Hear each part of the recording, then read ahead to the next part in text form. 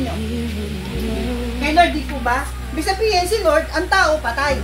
Ngayon, hiningahan ng Panginoon yung tao. Ngayon, yung hininga ng Diyos na nasa sa'yo, kapag hinihipan mo yung trumpeta, pinabalik mo sa Diyos yung hininga na binigyan niya sa'yo. Amen. Naitindahan po ninyo. Kaya sabi sa akin na dati, alam mo ba na yan ang pinakamataas? Kaya pag dumating ang trumpeta, kaya sa kami ng ginawa nyo!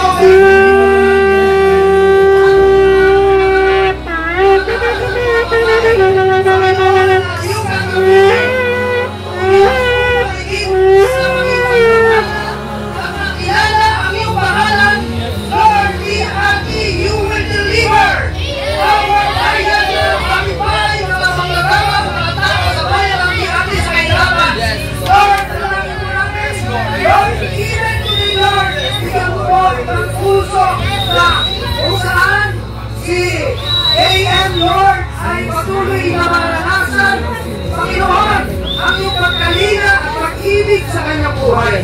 That's why for this morning, in the name of Jesus, I dedicate this anointing oil to you, O God. Ay papahirap po namin ang langis upang italaga sa iyo ang mga tao na ito nakataas sa mga kamay. Upang gamitin, Panginoon, for your victory. After victory, ang gagamitin mo si D.M. Lord, upang ibigay mo na ang kalakasan, upang magkakabunayan na ang mga pagsubok sa kanyang pamilya, sa kanyang buhay.